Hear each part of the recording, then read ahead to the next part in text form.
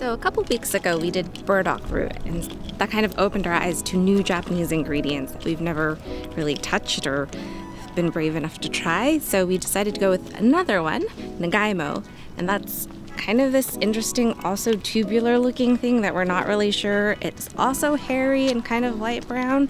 So I have no idea if it's going to be super different or not, but we love all things Japanese, so we're going to give it a shot. Let's go.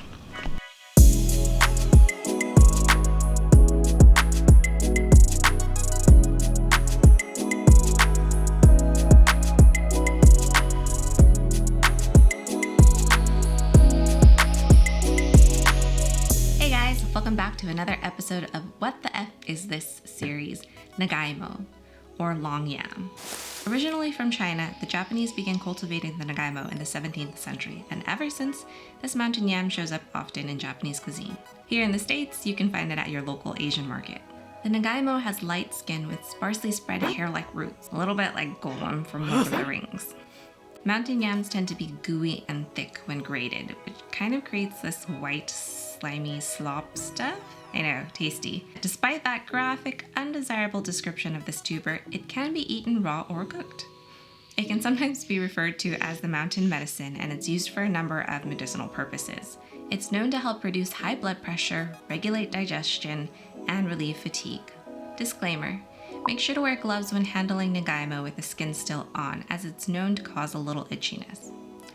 Another mountain yam that might be confused for Nagaimo is Yamaimo, which has a darker skin color and is even thicker and gooier when grated. Fresh Nagaimo is white and moist on the inside, but when picking it up from the store, it's usually pre-cut, packaged, the ends are dusted so they don't oxidize, so it's a little difficult to tell. However, fresh Nagaimo, it's going to be firm to touch. Similar to picking other tubers or root vegetables, you're going to look for the same types of things. To store Nagaimo, whole Nagaimo can be wrapped in newspaper and kept in a cool, dark place. If it's already cut, you want to keep it in the refrigerator, and if you've already grated it, then you can stick it in the freezer. Nagaimo can be used cooked or raw. The simplest thing you can make is a Nagaimo salad. You just peel it, cut it, mix it with dressing or splash of soy sauce, and that's it. Now, other uses for it is like you could throw it in soups, stews, or even just to stir fry. Now, when you cut it, it is a little bit slimy and slippery. So make sure your knife is extremely sharp because you don't want to be putting too much pressure with a dull knife, and then it'll slip from under you and you'll end up with one less finger.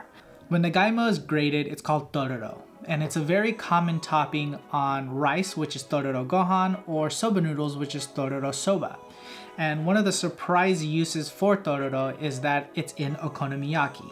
And it adds that airiness, that fluffiness to the pancake, which is what okonomiyaki is. It's just a Japanese pancake that's filled with, a number of things. If you don't know what it is, do a little search on it. It's very tasty. I hope you guys have a chance to try it if you've never tried it before. Now, what we want to do with our Nagaimo is we want to showcase a tororo version and also just a simple cut version, just to show how versatile this ingredient is. For our simple cut, we'll be making Nagaimo fries, because who doesn't like fries, right? And then for our tororo version, we're going to be making our own cold tororo soba noodle. And it's really hot today. I don't know if you can tell I'm sweating, but cold noodle dishes are extremely underrated.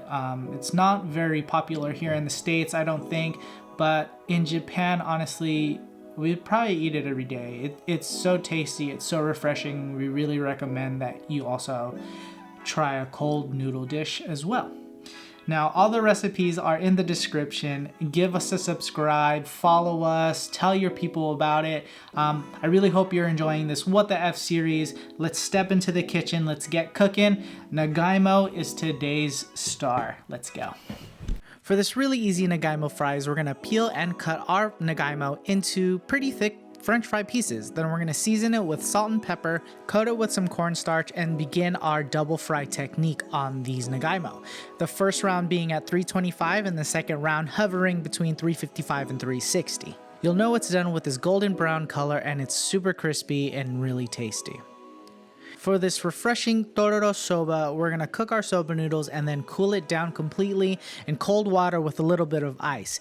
To prepare the nagaimo, you're gonna peel off about an inch of the skin and then grate it on the small holes of a box grater. Now you're ready to assemble. Start with the soba noodles, then top it with the tororo, and then a nice, beautiful yolk with some garnish. Add your soba noodle sauce, and you have a very refreshing tororo soba noodle dish. All the recipes can be found on our blog, links in the description, and we'll see you on the next one. Bye!